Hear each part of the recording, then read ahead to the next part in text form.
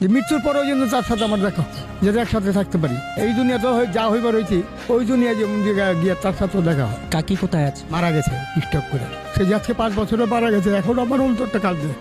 আমি কার কাছে বলতে পারি না এই ব্যথা। আমি নিজের ব্যথা ব্যথিত। এত ভালোবাসতেন কাকিরে আপনি? আপনার কাকিকে এই স্টুডেন্ট থেকে আমি নিয়ে গেছিলাম, এইখান থেকে আমি নিয়ে গেছি 25 তলার থেকে। কিন্তু তারা নিয়ে আমি সংসার করি 30 বছর। 30 বছর সংসার করার পরে সে মারা গেছে। আমি একটা ছাগল দিয়ে 16টা ছাগল করছিলাম। ছাগল করার পরে ছাগলগুলি আমার চোরে নিয়ে গেলো এক রাত্রে। নেওয়ার পরে সে চিন্তা ব্রেন স্ট্রোক করে দিল, তার হাত পা পুঙ্গ হয়ে গেলো। তারপর আল্লাহর কাছে আমি বুঝলাম, আল্লাহ পাক পাক পারপার দিকে তুমি চার রাইখা যাও। রাইখা গেলে আমি চার নিয়ে ভিক্ষা করে খাবো, কিন্তু তারা এতটুকু আদর করছে। কিন্তু সে তো থাকে, সে চলে গেছে আবার ছিল।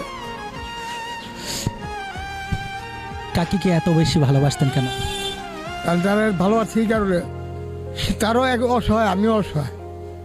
তা আমার ছাড়া সে নাই, তারা ছাড়া আমি নেই। কাকি যে নাই, এই কথাটা ভাবতে কেমন লাগে নিজের কাছে?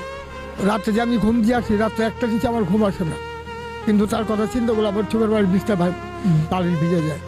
সেটা আমি কারো কাছে বলতে পারি না, নিজের ব্যথা দিয়ে রাখি। কার কাছে বলবো? ওই পরবর্তীকারের কাছে নিয়ে। কাকি কেমন আদর করতো আপনাকে?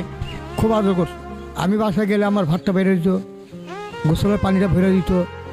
আমি গোসল করুন, সে পানিটা দিত, সেটা একটু কষ্ট দিত। আমার পয়লা নিয়ে আমার ভাত খাইতো, তারপর সে নিজে খাইতো।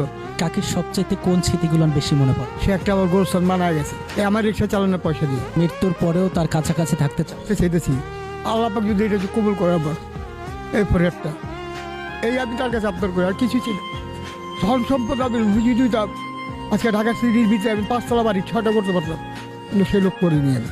কারো চেনা পয়সা আনুম সেই হিসাব কিতাব করিনি। আমি চিন্তা করি যে আল্লাহ পাক আমার সৎ পথে নিও। আলিকাল মৌত যখন আসবে তখন যেমন আল্লাহর কালামটা পড়ে আমি মোট লা ইলাহা ইল্লাল্লাহু মুহাম্মাদুর রাসূলুল্লাহ বলে যেমন আমি মৃত্যুবরণ করতে পারি। এখন একটা জিনিসই আমি করি না, নমস্কার করতে পারি সময় পাই, কারণ আমার শরীর নোংরা। আমি এই অবস্থা মসজিদে গেলে আমার দৌড়া দিব সবাই। গুলিস্তানে কোথায় থাকেন? এই স্টেডিয়ামে। রাত যাপন করেন এই খোলা আকাশে নিচে? এছাড়া কোথাও যাবো? একটা ঘর ভাড়া নিতে গেলে 3000 থেকে 4,500 টাকা দিতে হয় ভাড়া। কারণ আমি রিক্সার কাজ চালাই, এখন কয় টাকা কামাই? 300 কামাইলে আমার লেগে অনেক। এত বেশি ভালোবাসতেন কাকি? আমি অন্তরটা কাইটা যদি তারা দেখাইতে পারতাম আপনাদের, তাহলে বুঝতে পারতেন যে তারা কত স্নোর, কত মহব্বত করছি। কিন্তু আমি রোড জগতে থেকে তার কত মহব্বত করছি, কিন্তু শিল্পপতিরাও করে আমাদের মতো হয়নি। আমার এছাড়া সে কোনো ভাত খান মুখে দেওয়া দেখাতি, আর তার এছাড়া আমি খাওয়া দিই। আমি যে রিক্সা চালিয়ে দিয়েছি, সে আমার অপেক্ষা বয়ে রয়েছে। ভালোবাসা ধন সম্পদে যদি হইতো, শাহজাহান, সম্রাট শাহজাহান সে আগ্রার তাজমহল করছে কেন? ভালোবাসার জন্য। সে টাকা পয়সার দিকে পরবা করেনি, কিন্তু সেরকম দামে আমার সমর্থন নাই। তার স্মৃতি একটা করে রাখুন, তার স্মৃতি একটা যে করে রাখুন, সেই সম্পদ আমার নাই। আমার যদি থাকতো আমি ঠিকই করে রাখতাম, অন্তরে রাখছি। এখন খারাপ লাগে না এই বয়সেও রিক্সা চালাতে হয়, খোলা আকাশের নিচে ঘুমা? খারাপ লাগে, কি করুন? পেট যদি আল্লাহ পাক না দিত আমি রিক্সা চালাইতাম না। পেটটা দিয়ে আল্লাহ আমার ঠেকাই দিয়েছে।